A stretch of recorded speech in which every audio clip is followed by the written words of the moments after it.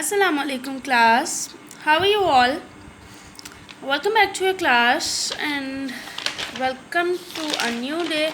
So as you all know, we have to continue our previous lecture that was about wind, and we have to study about the direction of wind. Let us revise the previous what we have studied in this chapter till now. First of all, we studied about air, then what is composition of air. After that, we studied about the atmosphere, and we studied that it is very much important component for us. It helps us in many ways. Then we came across the wind. Moving air is called wind. We studied the factors of wind, features of wind. There are two features of wind: speed and direction. About the speed, we studied in the previous lecture. We studied that there are one device to measure speed and one scale to measure speed. Scale is Beaufort scale and the device is anemometer, and I gave you the video to make an anemometer at home.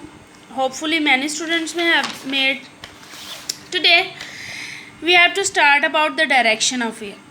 ठीक है, direction सिम्त कि हवा किस तरफ की चल रही है. पहले हमने स्पीड के बारे में पढ़ा था कि उसकी स्पीड कितनी है. आज हमने पढ़ना है उसकी डायरेक्शन कौन सी है.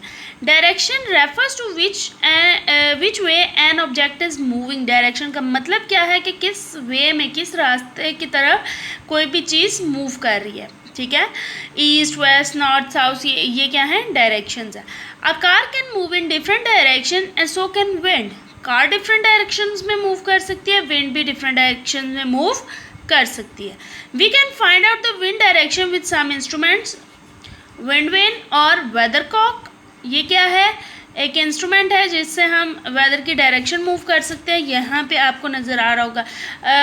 अगर आप कार्टून वगैरह देखते हैं तो उसमें बहुत ज़्यादा ये जो गैजेट है ये दिखाया जाता है, लोगों के घरों के ऊपर लगा होता था. ठीक है. A wind vane or weathercock is a popular way of telling the direction of wind. A weathercock shows both direction and speed of the wind. Can you tell how? Look at this picture given on the right one. ये weathercock जो है ये direction भी हमें बताता है और उसकी स्पीड भी बताता है. They are asking, क्या आप बता सकते हैं इस पिक्चर को देखते हुए कि किस तरह से वो हमें स्पीड और डायरेक्शन बताता है. बहुत ध्यान से इस पिक्चर को देखें एंड आंसर में इन गूगल क्लासरूम के इसकी हमें किस तरह से डायरेक्शन और जो इसकी स्पीड है वो दोनों चीज़ें पता चल सकती हैं. ठीक है, बहुत इजी है और आंसर बिल्कुल सामने है. आपने इसको अच्छी तरह से ऑब्जर्व करना है, then comment in Google Classroom के इसका आंसर क्या है. नेक्स्ट आ जाते हैं हमारे पास uses of air. I will let you know the answer tomorrow, लेकिन आपने मुझे आज बताना and then I will confirm कि आपका आंसर ठीक है या नहीं. Air supports life. It helps plant to make food. All living things need to breathe in air.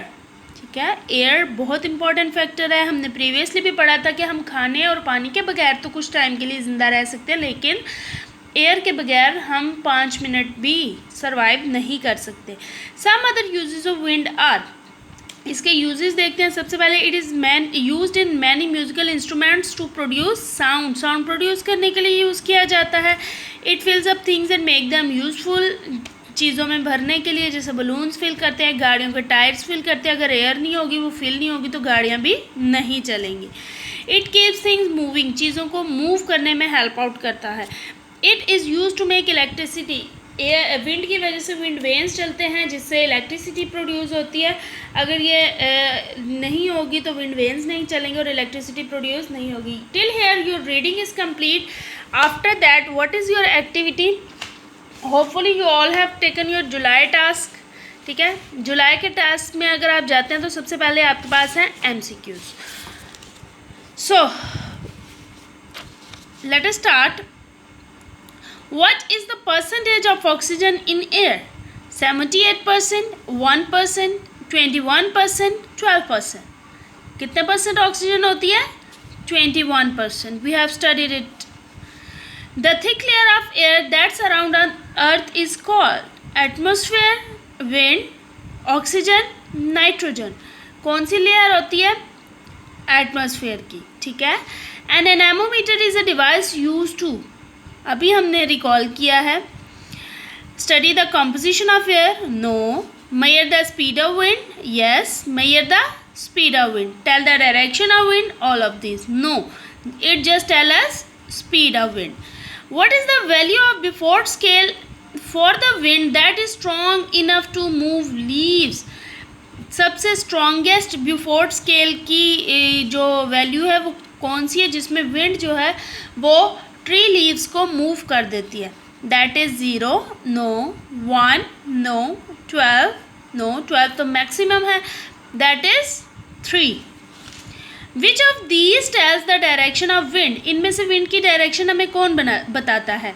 Anemometer, no, Beaufort scale, no, ammeter, no, wind vane, ठीक है, हमें बताता है wind vane. Why does a hot air balloon rise up? Hot air balloon क्यों rise up करता है? Hot air is lighter then cold air, cold air is lighter than hot air. क्या hot air lighter होती है cold air से, इस वजह से वो ऊपर जाती है? Yes, this is the correct answer. बाकी जो आंसर हैं those are wrong. Cold air is lighter than hot air, cold air lighter नहीं होती. Hot air contain less water vapour, no. Hot air contains more water vapour, no. Which is the highest mountain in the world?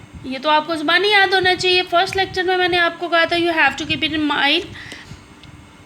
किलिमांजरो, no. K2 नहीं. Mount ब्लांस भी नहीं है, that is mount Everest. ठीक हो गया. Next is which of the following instrument show both direction and speed of the wind? अभी अभी हमने पढ़ा है कौन सी ऐसी डिवाइस है जो हमें दोनों चीज़ें बताती है? That is Beaufort scale, anemometer, weathercock और none of these, that is weathercock. Moving air is called wind. It is not atmosphere, no humidity, not breeze. It is wind. Beaufort scale has number from. Beaufort scale पे कितने digits होते हैं? 0 to 10, 0 to 14, 0 to 16 और 0 to 12. Those are 0 to 12. These are 10 MCQs जो आपने करने हैं. You have to mark in your July task. ठीक है, इनको आपने mark कर लेना है.